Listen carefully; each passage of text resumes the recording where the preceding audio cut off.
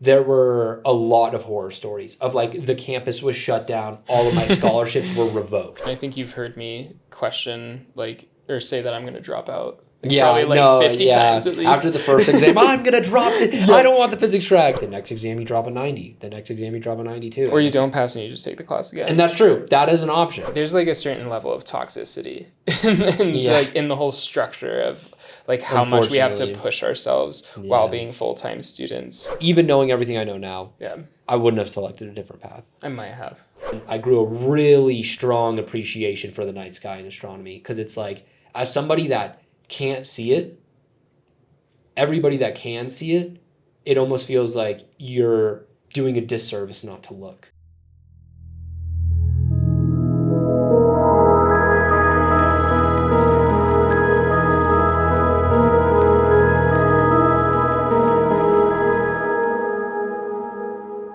Hello everybody and welcome to Open Orbit. Today I am joined by Alex Maldonado, who is an undergraduate at CU Boulder in astrophysics and works at the planetarium with me. I'm just like recruiting everybody from the planetarium onto this podcast. At some point I'll get everybody. Collect them like the Infinity Stones. Yeah, exactly. That'd be pretty cool. But thanks for having me. I do appreciate it. Yeah. Today we're going to be talking about our paths into college. And so I'm excited to talk about it because I know our pasts are different than some of the students in our classes. So what was high school like for you? So high school was, I would say, pretty stereotypical, right? I think it was a very general experience. I don't want to be that guy, but I graduated in 2020. So, it was, cut off like everybody else's experience was in the next couple of years due to COVID. And it was pretty general in the sense that I feel like it was hard to be truly motivated for high school because you have that sort of like feeling of this is all forced, right? Like you have to show up, you have to do this, you have to do that, and that's hard to get motivated for if you're not super passionate about it. So I wasn't very motivated, I wasn't very passionate about it. I kind of just signed up for whatever, did whatever was needed and just kind of floated by. Right? It wasn't something that there was a specific plan for, and that kind of just carried through the entirety of high school until COVID hit. Everything got shut down. We graduated over a YouTube live stream slideshow. That's wild. My mom took a picture of my slide. It was pretty funny, but it felt very anticlimactic. Yeah. You get this entire big hype of you're going to graduate. This is years of your life. And it's like, even if it was in person, I still would have felt like it was anticlimactic, to be honest. I don't think it would have been too different. That's how mine felt to me, too. And it's just, I don't know, when you're not really academically driven, which I feel like it's very hard to be, especially in, today's day and age, it's just not going to feel the same.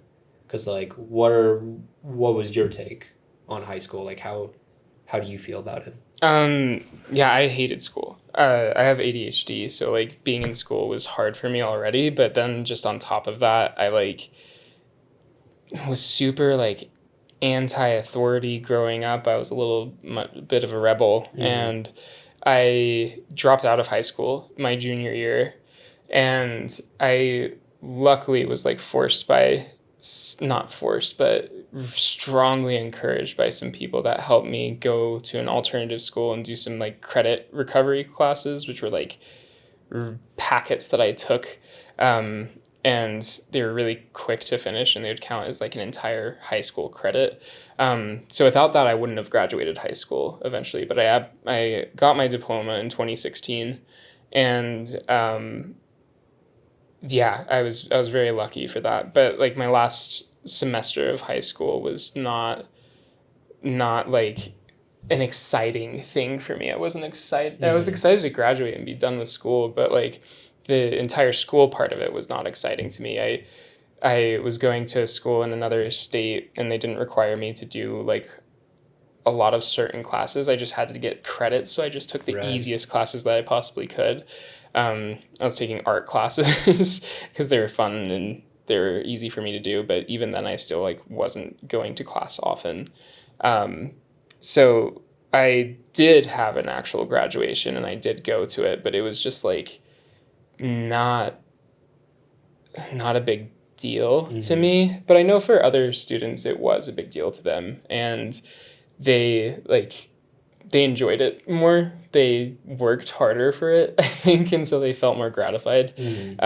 But yeah, for me, I did not work hard in school much at all. Which is, I think, pretty fair, because that is definitely really relatable. I think a lot of people, when they show up to high school, you don't truly have to try to pass. Like, it's not the most difficult thing to just pass, if you're not really trying to get good grades. And I think that's kind of the boat that we both fell into.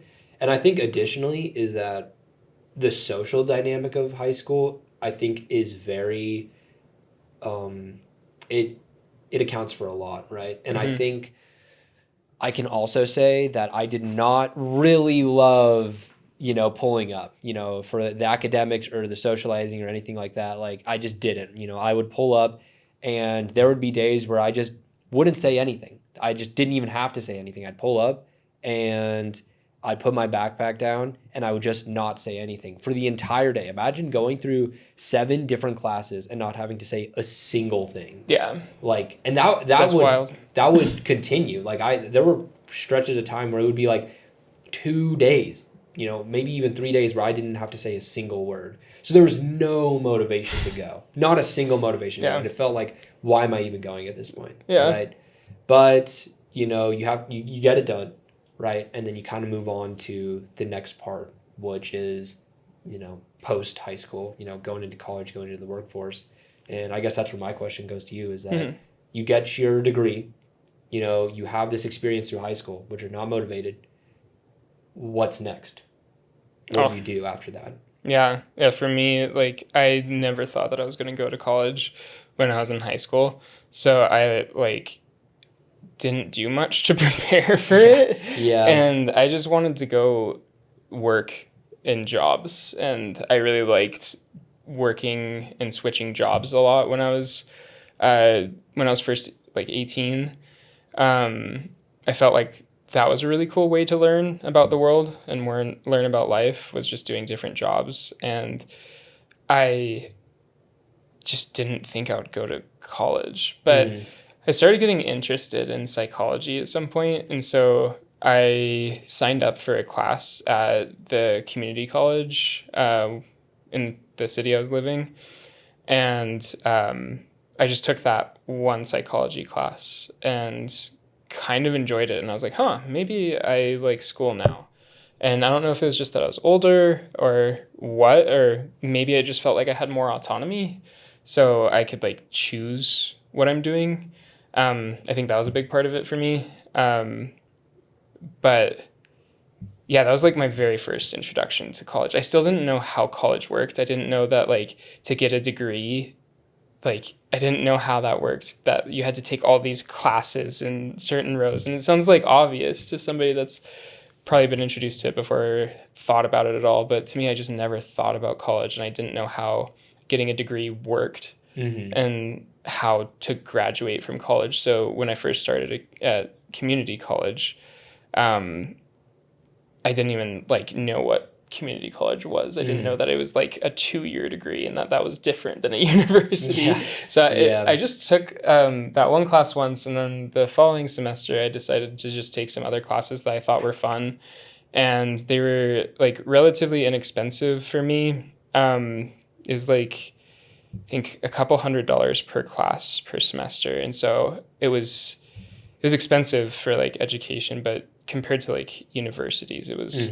affordable. Yeah, no, for sure. But yeah, and so I just didn't know how college worked. I just took classes that I wanted to and thought that at some point I could use these credits to go towards something at some point if I wanted to, but I never really had a plan on actually graduating. But what did it look like for you after high school? I would say, honestly, pretty similar. I wasn't really anticipating going into college, but I had like no real idea of what I wanted to do, because you're 17, 18, and you're just dropped into this world, and it's like you go to college, you don't go to college, you go to a trade school, you immediately go into like some sort of field. It's pretty ambiguous, and Mm-hmm. and it's definitely, I think, hard when you have little to no guidance. And I don't want to say that I had like no guidance, but my parents definitely left it up to me. Like they definitely were like, okay, you make the choice. Like, which is, I think, fair, right? I don't hate that decision, but it definitely did make it a little bit daunting. And after graduating and the entire world shut down, I did hear of some of my friends going to college. I did hear, about some of them going to out of state and all this and that. And I was like, okay, like that probably is the next step. But the thing is that because it was, off rip COVID, there were a lot of horror stories of like the campus was shut down, all of my scholarships were revoked. Mm-hmm. Like that's wild. Imagine grinding all through high school, getting into, the college that you want to go to, pulling up, and then them saying, yeah, we're moving all of our classes to online and we're shutting down the dorms, which means that you don't need any of your scholarships. That's Like, wild. that's really bad. That's Yeah. really scuffed. And I heard that happen to multiple people. It was like not a rare occurrence. So that was a little bit stress inducing. So I was Yeah. like, okay, I'm not going to worry about college for like the first year of COVID. And I just kind of worked. I stayed within my city Mm-hmm. and I worked. And then after like that year, I was like, okay, let's dial back in, right? And that's when I kind of had that realization of trying to figure out what I wanted to do. And I've mentioned it to you before, but I do have, a vision impairment where I have like 20% of my vision left. So like I am, legally blind. And I would go to these parks at night, just listening to music or doing whatever. And I would just lay down in the park and I would just kind of like stare up, in the night sky, right? And I wouldn't be able to see any of the stars. I wouldn't be able to see anything, right? Because it was super dark and the contrast was low and it's just, I couldn't see anything. But it was almost comforting because I knew that they were up there. It wasn't like like they might be up there or this or that. It's like I knew that they were up there, right? And that felt oddly comforting because it's like I'm looking at the night sky and I can't see anything, but I know that there's stars up there. And as I waited, and as my eyes adjusted over hours of just laying there, they would start to pop out. All the stars would start to pop out. I was able to find Jupiter. I was able to find Saturn. I was able to find different planets. And that's when I was like, wow. And I grew a really strong appreciation for the night sky and astronomy because it's like, as somebody that can't see it, everybody that can see it, it almost feels like you're doing a disservice not to look. Mm-hmm. So that's when I was like, okay, yeah, this is what I want to do. And That's I awesome. immediately looked into the path. Was like, okay, this is the community college, and I tried to get through it as fast as possible. Wow. Yeah. Yeah. My like introduction into astronomy was weird. So I like when I was in alternative school, I was in this like live-in treatment center type thing for adolescents, and I lived there for like 7 or 8 months. It was a completely different world, and it was really different. So coming out of it, I took my like last semester of high school at a real high school, and that's how I graduated. But I was just like so used to like the life on the inside of this institution. So like things were weird to me. Getting back out into like the real world and starting school at a different high school. And after a while, after graduating high school, I was working the jobs, like I said. I took a couple community college classes, but I met this girl that was from another country, and I decided to like hang out with her, and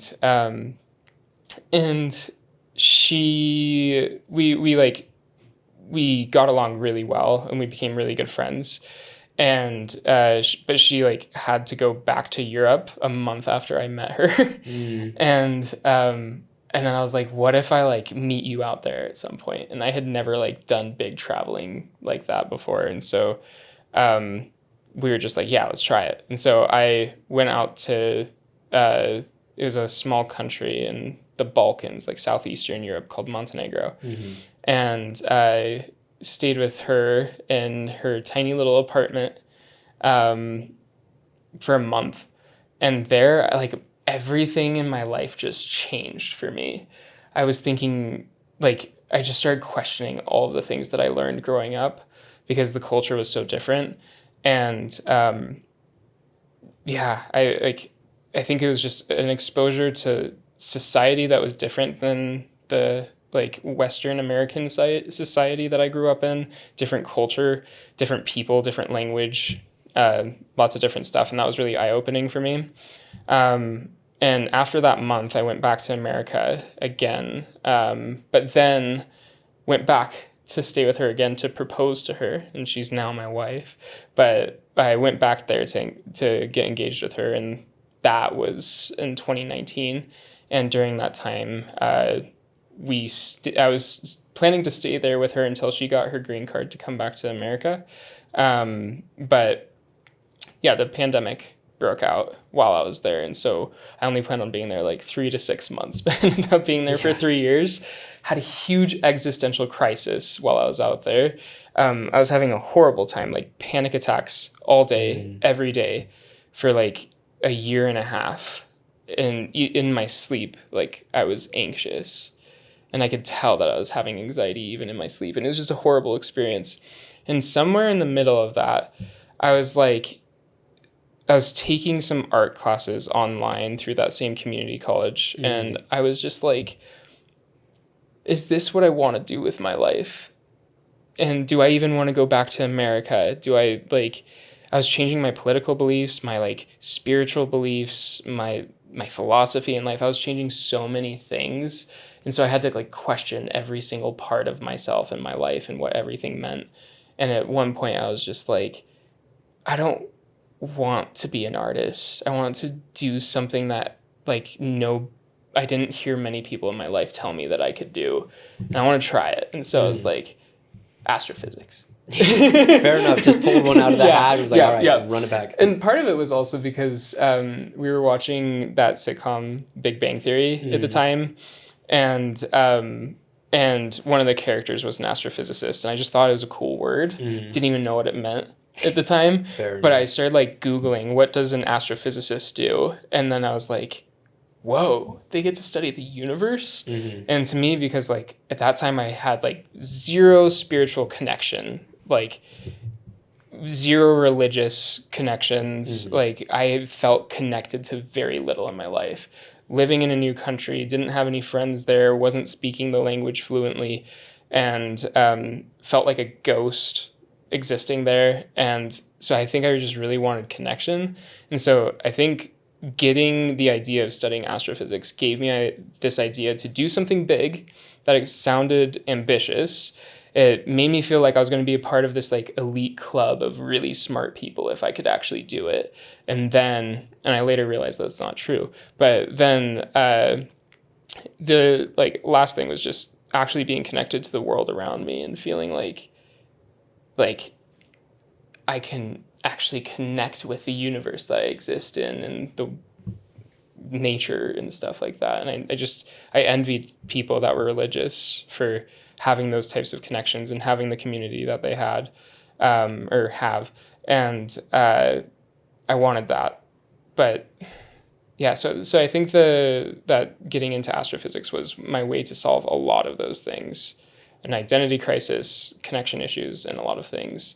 But I didn't know how hard it was going to be at first. Yeah. Because I had to do like 2.5 years or 3 years of math classes just to be able to take the first math class at the university level.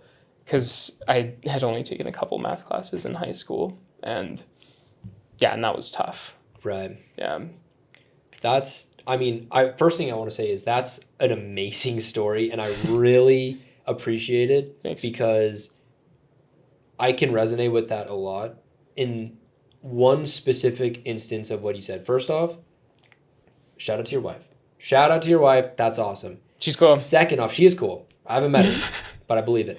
Second part, you said you felt like a ghost. Yeah. And I think that's extremely relatable. And I think it's wild because you were in a different country and you felt that way. I was in my own home city. Yeah. And I felt that way. That's insane. Because it's like, again, I would pull up and I would say nothing at high school. No words needed to be said at all. And, it's like I wasn't even there. It's like I didn't even need to be there, And that obviously, hindered the motivation. Mm-hmm. But when you translate that, into the social dynamic as well, in terms of like, friends and family, and it's like you literally aren't there. It feels like you are just a ghost. And I really, really resonate with that, because that is exactly how it felt. And it felt like I wanted to completely remove myself, and that when they finally looked, they'd be like, oh, whoa, he's doing what now? He's doing what? Mm-hmm. Like, that was one of the biggest motivating factors. Oh, yeah. Where I would fantasize about these situations where my entire family and friends, years down the line, would be at Thanksgiving or Christmas, and they would be having a good time, this and that, with the big family gathering, and I wouldn't be there. And my sister, who's my best friend, they would ask her about me, right? They'd be like, where's Alex? Like, oh, I haven't seen him in a long time. I don't know what's going on. And she would answer, oh yeah, he's doing astrophysics. He's doing, research on black hole accretion. And they'd respond with, what? And I will never see that moment. I'll never be there for it. But oh my gosh, the thought of it happening keeps me up at night to just, I will do whatever it takes. Whatever it takes, I will do it to make that moment happen. Yeah. And it's just like the idea that you are a ghost, it just, again, it makes me really comforted, because when I'm looking up at the sky, I can't see anything up there. And it almost feels like all those stars are ghosts. And it's like, I don't have any visual connection to them unless I look hard enough, right? Until I finally, divert my attention and look, right? Mm-hmm. And it's like, that's me with a vision issue. Imagine all the people that never look at the night sky, right? We know that the stars are up there, but people rarely look.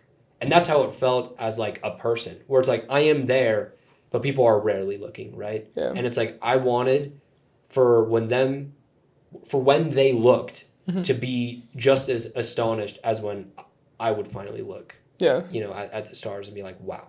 Yeah. So that's like an extreme motivating factor for me. And I really just resonated with that, part of your story. Yeah. And, you are dropped in, and, people talk about astronomy, and, we're talking about the stars and this and that.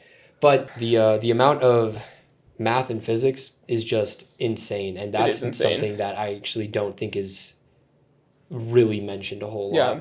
Yeah, there's like different programs for astronomy. Even at CU, we have like an interdisciplinary track and then the physics focus, and you and I are both on the physics focus. Mm-hmm. But there's like tracks where you only have to do Calc 1, Calc 2, and then like Physics 1, Physics 2, and maybe... You have to go to modern. Okay, so yeah, like 3. The third physics class. And so there's like options if you want to study space, but maybe not do research in it. Like you can still study it. But yeah, like the physics track is wild. I really, really relate with what you were saying about like wanting to impress people and just wanting like them to be just like amazed by the path, like despite where you've come from. Mm-hmm. I think that was honestly like the biggest motivation when I first decided to get this degree. The word astrophysics sounds so cool. It just sounds so wild. It's pretty sick. It's definitely. And like, yeah, so I was first just getting into it because I was like, I want people to be like, oh yeah, he's an astrophysicist.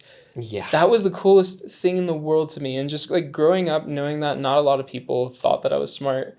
Not a lot of people thought that I had much potential in doing things. Like I remember distant family members joking about me getting somebody pregnant at 16 and becoming a drug addict mm-hmm. and doing all of these things. And maybe, I don't know, maybe parts of their assumptions were right and parts of them were wrong. But like, I didn't want to be put into that box, especially like from such a young age. I didn't like that. Mm-hmm. And so getting to the point where like I was impressing people was one of the biggest motivations for me at first. Right. To me now, that motivation is not sustainable in the long run.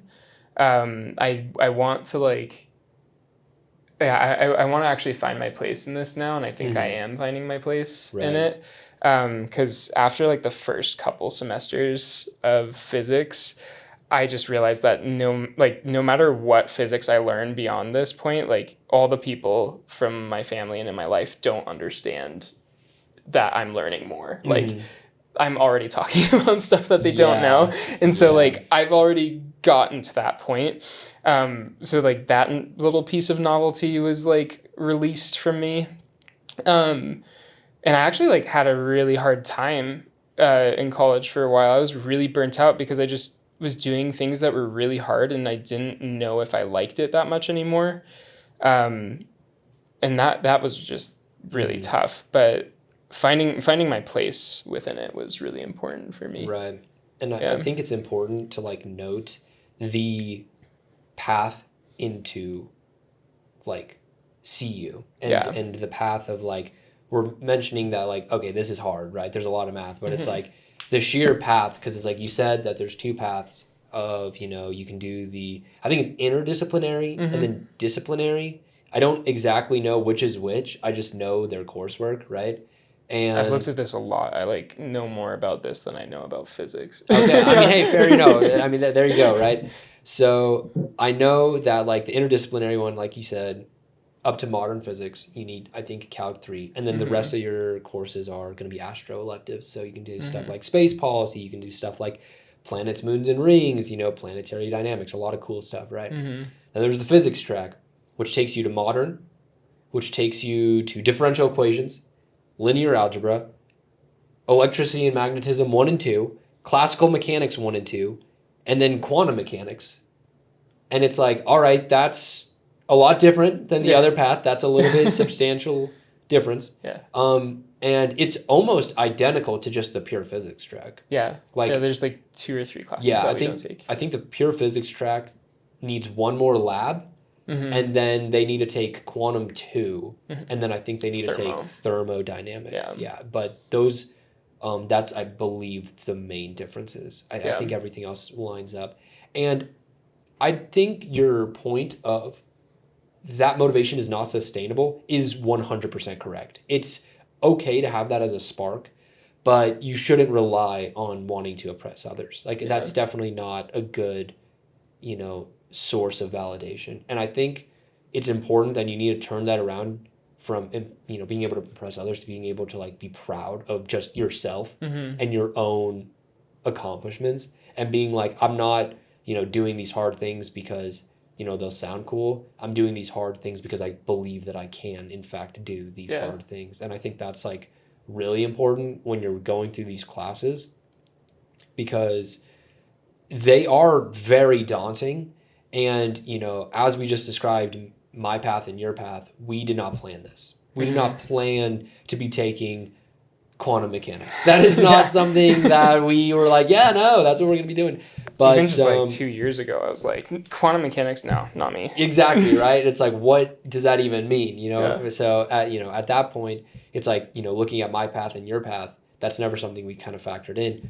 But, you know, now that we're there and now that we're taking these classes, and we are in the batch of people that have always planned to be here, it does feel kind of rough that it's like you have to keep yourself motivated. You have to believe that it's like, I can do this, you know, whether you pull up to an exam and you know, drop a 57. Yeah. You just got to be like, all right, you got to roll up your sleeves and you got to move to the next exam and be like, all right. I've gotten a 33% on an exam once. That's wild. Yeah. That is wild. My first Calc 3 exam here, I dropped a 51. Wow. So I definitely, it's hard, you know, there's these wake up calls, but you do just roll up your sleeves. Yeah. And it's like, you just got to get it done, right? Yeah. And it's like, you know, that class, we passed, right? Because you roll up your sleeves and it's like the next exam you drop a 90, the next exam you drop a 92. Or you don't pass and you just take the class again. And that's true. That is an option. I've heard of people taking a class 4 times. I was sitting next to somebody in my differential equations class, and it was their 4th time taking the class, and I was like, whoa. That's actually wild, because that exact thing happened to me in DiffyQ as well. Wow. I was sitting next to somebody, and we were working on like one of the examples that bro put up on the board, and I couldn't see it. I know, big surprise, I couldn't see it. And I was like, yo, like, what does that say? And they were like, oh, this and that. I think I understand this one. I was like, sick. Like, I don't. And this dude was like, yeah, no, when we covered it the last 3 times. I was like, wait, pause. Past 3 times? What do you mean past 3 times? He's like, yeah, no, this is my 3rd time taking DiffyQ. And I'm looking around for the camera. I'm like, am I getting pranked right now? Like 3 times? Yeah. But that was an eye-opener that is real. That happens. And that is okay. And that is like... That is okay. Some of the people going to happen. Some of the people that are doing that are like, they've known that this is what they've wanted to do for a long time. It's just that one class is really hard for them. And that's like totally okay. If it's like, if it fits into your timeline, and like if you have like the financial backup for it and stuff like that, then, which is a lot to say, but like, it's totally okay to retake a class if you need to. And I retook one physics class, and I'm very happy that I did that. I understand that physics very well now because I retook it. But yeah, I think there's like something to be said about the fact that so many, like all of us are coming from different backgrounds. Some people are very financially privileged. Some people are very like academically gifted. Some people had parents that were more attentive and more involved, more emotionally aware. Some people didn't. And some people have health issues. And some people don't. Some people have mental issues. Some people don't. And so there's so many different like things that come into play when you're in a classroom being graded on the same scale as everybody else and being compared to constantly. I can't help but feel that like it's like, despite all of us being like friends, there's like this level of competition in it because you want to be in the average or above, basically, if you want to be like a successful researcher. And if you want to go to like an elite university, you have to be well above average, getting very, very high grades consistently. And so there's a lot of like competitiveness, and it's kind of daunting. But I think one of the things that I've heard a lot among students in the classes that I'm taking is that even the people that have known that this is what they wanted to do because their parents work for NASA or something like that, and they've just been exposed to it their entire lives. So when they're 3 years old, they knew that they wanted to be an astronaut and study astrophysics or aerospace engineering or something like that. Even they struggle sometimes. Even they have like days where they're like, I don't know if I can do this. And, maybe there's a few of them that don't. I know some students that are getting 4.0s. Like I had a friend that graduated recently and didn't get an A. Like every single grade he got was an A. Very impressive. But like, that's not me. That's fine. Like I'm not going to get an A in every one of my classes. But like I know that even those types of people like have doubts along the way. Right. Because it's hard. And that's totally okay. Yeah, it definitely is. And I think that is really good at kind of showing that we're all coming from different paths, but we're all kind of having similar experiences. Yeah. Where if you end up taking DiffyQ 3 times, that's okay. That happens. You're still on the same path that everybody else is. It's truly, genuinely okay. And it's just sometimes it is that difficult, whether, you have a family sort of situation going on, whether it's, it's the material at that moment in time, whatever the reason is, it's that stuff happens, and it is not something to like deter you. But I think it is important to note that it's like this path is hard, you know, and it's not something that is for the faint of heart. But with that being said, though, I think it's really good in the idea that I think this genre of degree is what I'll say is really good at teaching you that at the end of the day, it's more about like discipline. You know, at the end of the day, it's like you might not understand all of this, but you just got to keep going. You have to just keep doing it, right? Mm-hmm. If you keep doing it, it'll get done and you'll be able to move to the next step, Yeah. right? It's like you can't stop. You do just have to keep going. And that's something that I think is really prevalent in astro, that like it really stresses just how important discipline is over, you know, like just pure motivation. Yeah. Yeah, that's such a hard like line for me to determine. I think you've heard me question like or say that I'm going to drop out. Like, Yeah, probably like no, 50 times at least. After the first exam, I'm going to drop it. Yeah. I don't want the physics track, you know, Yeah. after, you know, homework 3, And I think I'm going to drop out. I'm being serious when I say that. Like I'm like all over the place. No, it's fair. And there's other people that I know that like question it too. Maybe I'm a bit on the extreme end of like how much I want to like drop out when things are stressful. Yeah, no, I know you're being serious. I see the look in your eye, and I'm like, all right, this dude. And yeah, I just a few weeks ago I had a meeting with a bunch of professors, and they were like, I was talking to them like, what would it look like if I was to stop doing the physics track and do something else? And yeah, I'm still sticking with it, and I'm gonna do it. But there's so many times I've wanted to drop out. In every semester, I'm like, I don't know if I can do this. And now I only have 2 semesters left. And I'm still like, I don't know if I can do this. It's wild because of how, I guess I'll say top heavy the physics track is, because it's like you don't actually start to take a lot of the physics courses until the very end. And that does feel kind of wild because like you pointed out, you know, a couple of weeks ago when we were talking, you were like, you know, I have 2 classes left. No, I guess like three classes left for physics, but that's like half the physics track. Yeah. That's like half of it. Almost and half of it, and it's like, that is a weird thought because you know, you take physics 1 by itself, you take physics 2 by itself, and you take modern and, you know, classical mechanics by itself.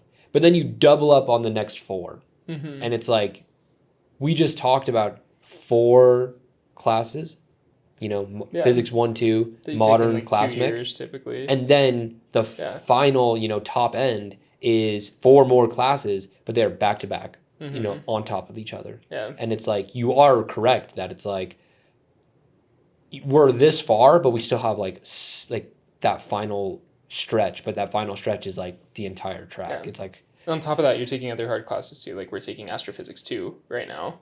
And that in itself is like a physics class. It's like, I would say equally as hard as a lot of physics classes. Yeah, and you're still taking math because you're doing a math minor. So yeah, like that's just, it's very top heavy, I think. When I first started, and I think what actually kept me through is people were telling me that like, oh, all the stuff you're learning right now, you're not going to need it. It's just weeder courses. Once you get through it, then you're going to start the real stuff. They were so wrong. Yes. But like, I think that gave me this like ignorant bliss at first. I was like, oh, it's going to get easier after this. No. And it didn't necessarily get easier. I don't think it's getting like, it's not insanely harder. Like the concepts are harder because we know more, but like the amount of effort that I'm putting into it is still about the same. So I wouldn't want to like scare somebody that's getting into it and they like had a tough couple first semesters. I think it's like equally hard in the amount of effort that you put in throughout, or at least for me, it's equally hard in the amount of effort that I'm putting in throughout the entire degree. But the concepts get harder, I think the concepts definitely get a lot more convoluted and a lot more intricate. I don't know. It definitely depends on like difficulty, because I think, you know, classical mechanics and quantum mechanics are a perfect example where it's like somebody might click with classical mechanics and not click with quantum. But then somebody might click with quantum and just not click with classical. It's just that's kind of how it goes. But in terms of like, you know, like I agree that I wouldn't want to steer anybody away because it's tough, you know, but it is extremely doable. It is most definitely doable. And I think it being hard makes it feel worth doing, if that makes sense. That's exactly the motivation. It is hard, but that makes it feel worth doing. Like when you're doing it, you can almost feel that it's like your critical problem solving skills are like being improved, you know, and that's something that feels good because you can then apply those skills to everything in life, Yeah. whatever you want, you have a good idea of how to problem solve. And that's, I think, really important. That's a really, important trait to have. Yeah. So it is tough, but I think it's most certainly worth doing. And I would not have, I wouldn't have selected a different path. Yeah. Even knowing everything I know now, Yeah. I wouldn't have selected a different path. I might have. Okay, well, all right. Fair enough. I don't regret anything that I've done. I'm very, very proud of how far I've come. Right. And anybody that does this track, I'm proud of them. But No, 100%. Yeah, I think that's like another thing. This just made me think of like one of these like biases that I had before coming in here, where I was thinking that like in my first semester, I was like, anybody that's doing this is a genius. Anybody that's in like the grad school level physics and like engineering and science stuff, like they're geniuses. They're like above human. And I've learned that's so not true. Yeah, no, I've learned that as well. Yeah. And something that I think I kind of want to point out is that there's a lot of discourse in degree difficulty and this and that. And I think it's a little bit unfair because like a lot of people look at like business degrees and they're like, oh, they're doing this, they're doing that, it's so easy. But it's like there's a whole different difficulty to like business and marketing and accounting that we don't see in physics, right? Because it's like, okay, sure, is their material directly like as hard as ours? No, but they have to be perfect.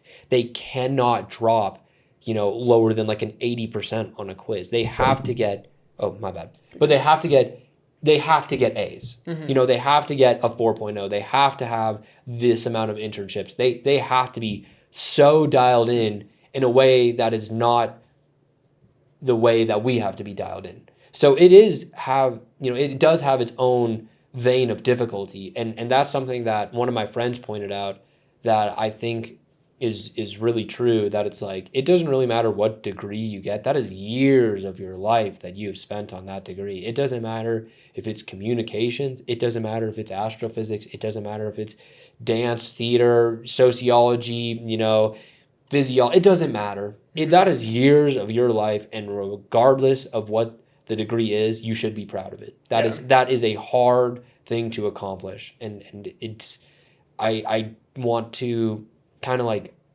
separate the idea that it's like just because astrophysics is hard that makes it worth it. Like all of these have some sort of degree of difficulty, and everybody should be proud of finishing it, no matter what. Yeah, so I completely agree. I don't know anything about the business degree or many other degrees. So yeah, I can't like say too much about them myself, but I know that like physics and astrophysics is hard. Yeah, I mean, it definitely is tough. I think it's like also hard because like just doing the classes and getting good grades is kind of considered not enough. If you want to like actually do research scientifically, you have to do research within your undergraduate like time and do good enough research that you can produce something on it, like write about it. And that's like a prerequisite to being able to go on to the next step, which would be graduate school. So you can start doing bigger research. And that, yeah, the whole like academic path of that is tough. And I'm sure for other STEM fields, it's probably pretty similar. Yeah, and like there's like a certain level of toxicity like in the whole structure of like how much we have to push ourselves while being full-time students in some of the hardest classes that somebody could take, and then doing really hard work on top of that while managing other stuff. And a lot of these students right now, because funding was cut, are doing research without getting paid for it because they need to go into grad school, and they're also working other jobs. And that's just, that's like such a hard thing to balance. It's rough. And there's a lot. I did that for a couple semesters recently where like I got paid like $1,000 for an entire semester of work as like a stipend. It wasn't a lot of money. Right, because that's over like what, 4 months? Yeah, it was 4 months of research. And so $250. Yeah, like it wasn't enough to like live off of. Especially here in Boulder. And it was just, it's very tough. And like, I'm not working much less right now either. Mm-hmm. And I think like that's kind of average for people that really want to like do research beyond grads or beyond their undergrad and get a PhD and stuff like that, which is pretty standard in this field. It seems like, or I guess not standard in the sense of like how many people do it, but like that's like the standard track. But I've actually heard that most people that graduate with an astrophysics degree go into like technology and stuff like that, like data analytics jobs. and you know, data computation and like, and I mean, I think that's 100% fair in terms of like path.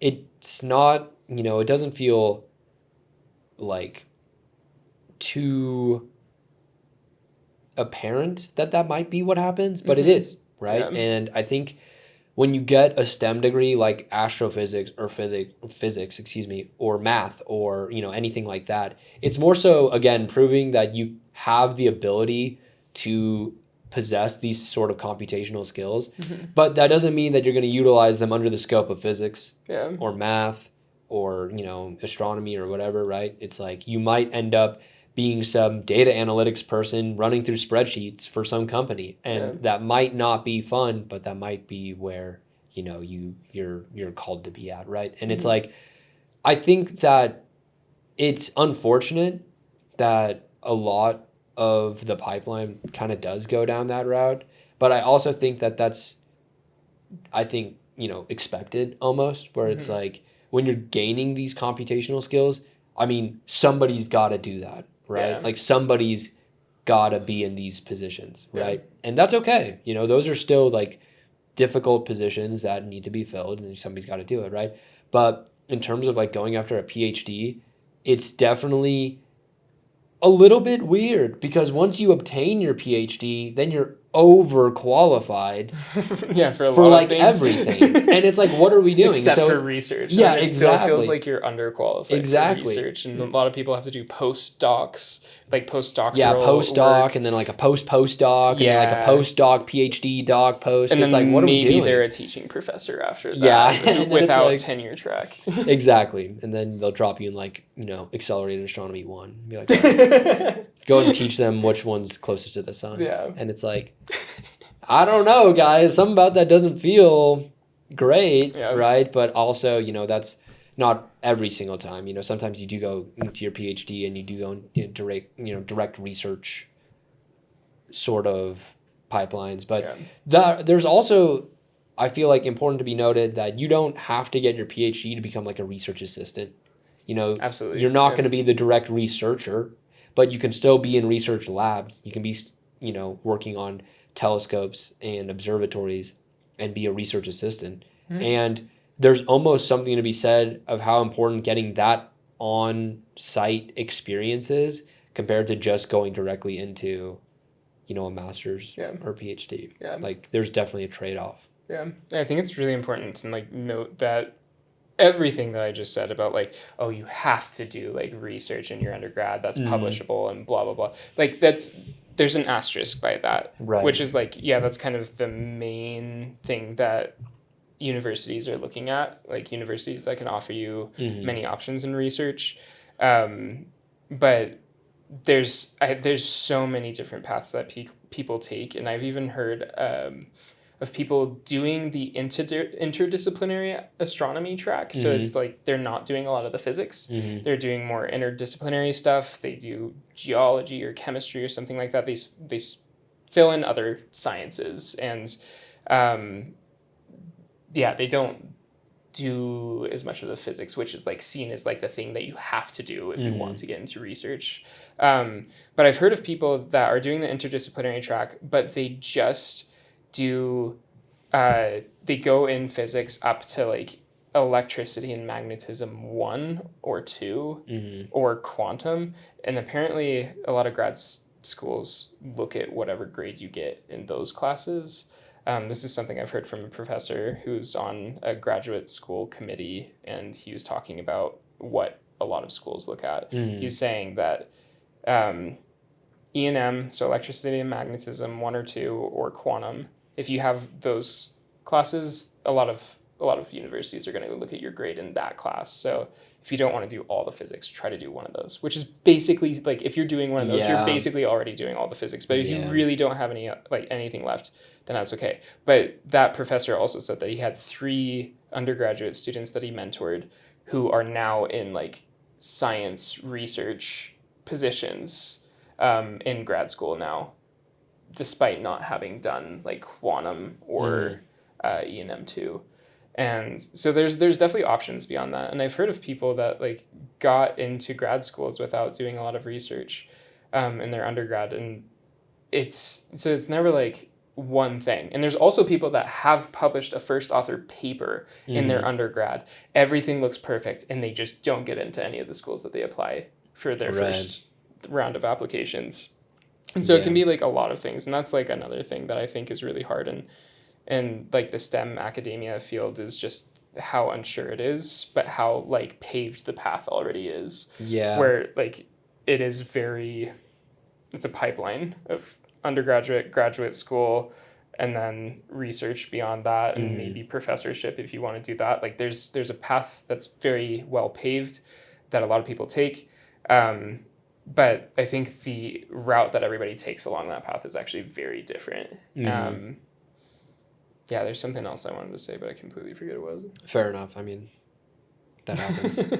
I will say that in terms of like the direct line, it does feel pretty streamlined. It does feel like you just go straight into, from undergraduate to graduate to research.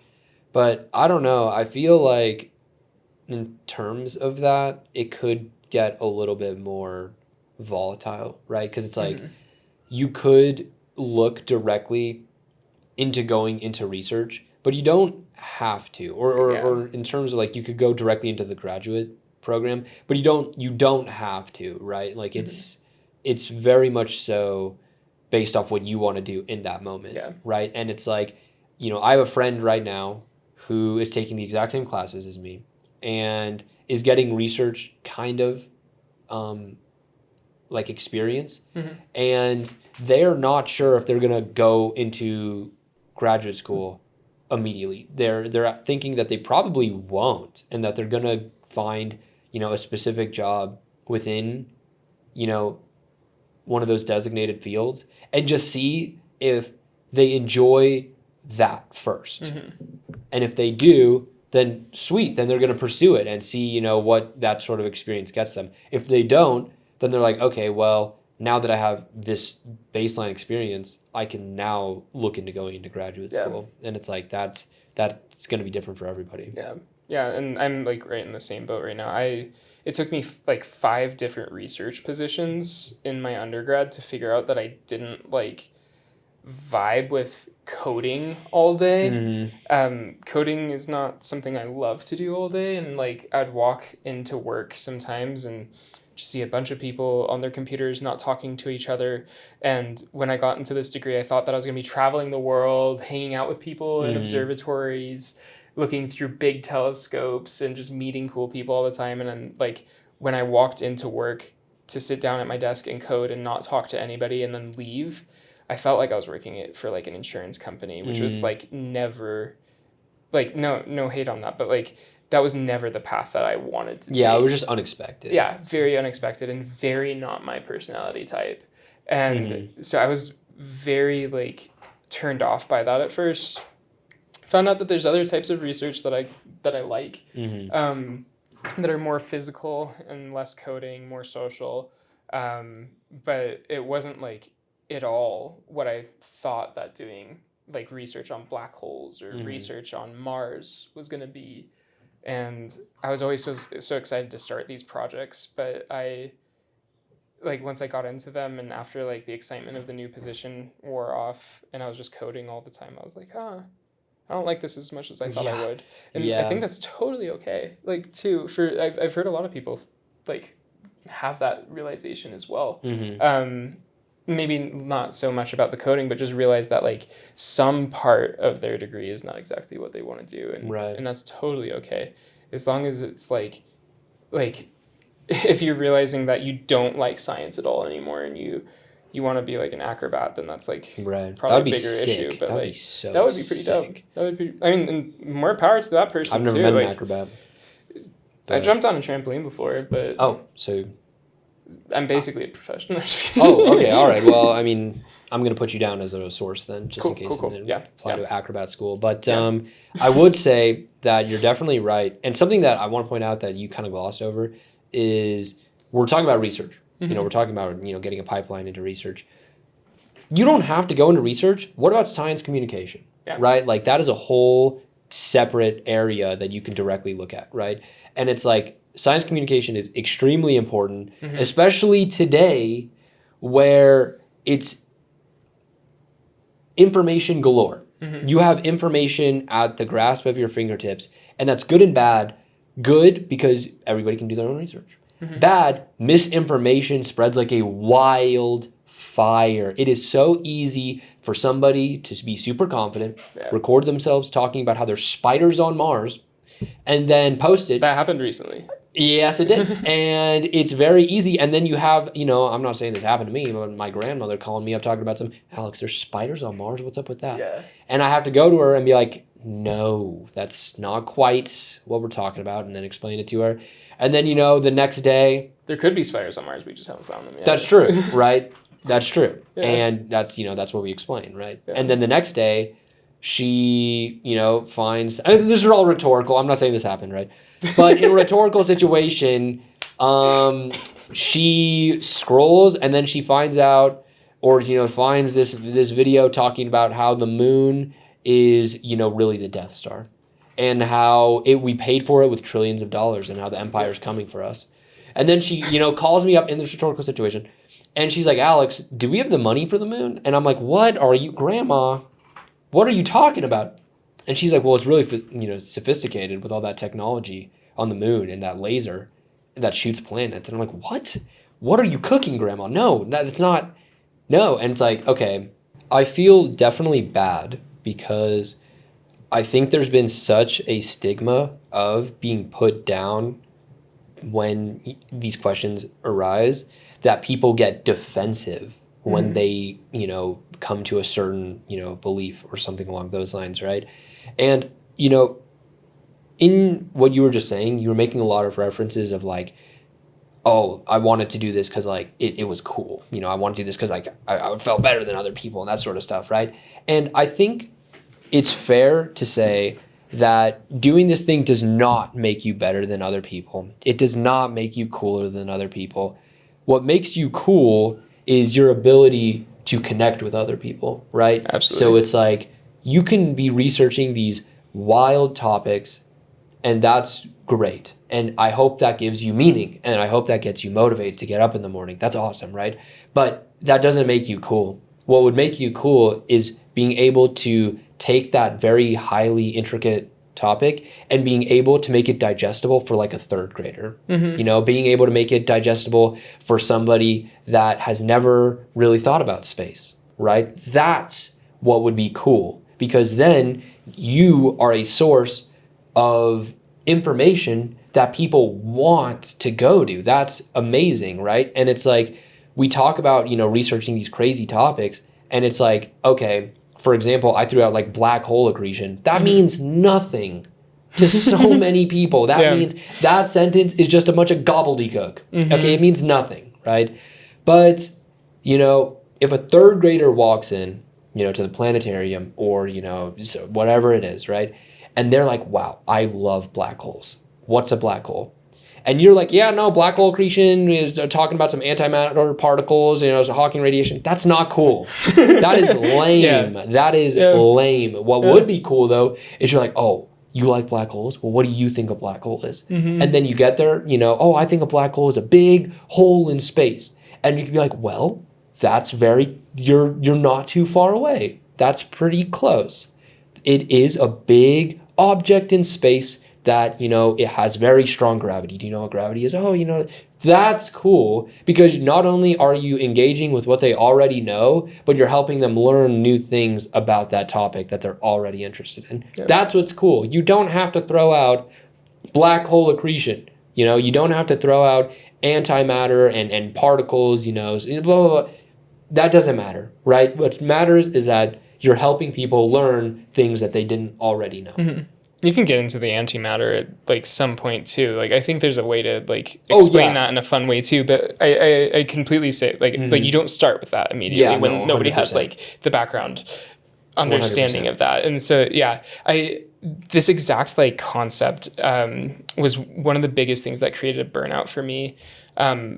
Like midway through my degree, I was just really kind of turned off by the elitism in some of my classmates and some of my professors. Mm-hmm. And I just was like, this feels just like a competition where everybody's just trying to be the smartest person in the room. And there's like a certain aspect about science that kind of is that where like to be a successful researcher, you have to be doing something new and be probably one of the only people in the world that know about that one thing. Mm-hmm. And so there's a certain aspect of that that's like kind of true. But like, I don't think that should be the biggest like thing. Like that doesn't have to be true to be a scientist. And so there's just like this like elitist kind of pretentious feeling that I was getting, and I was just so turned off. And I had the pleasure of having Hank Green, come to our university. Mm-hmm. We all had the pleasure of Hank Green coming to the university, and he answered a few people's questions, and I was so lucky that he answered one of mine. Because I asked him like, what do you do for burnout? And like, as he was one of the people that have inspired me most through science, having him answer that question meant a lot for me. He said, you have to have something that gives you energy. Mm-hmm. And if that culture is what gives you energy, if you want to be the best scientist, and that's like really what drives you, that's fine, I think. Right. I think that's fine. If there's ways to go about that that are better than others, but I think if like you're doing it in a really respectful way, that is fine. Mm-hmm. That's not me.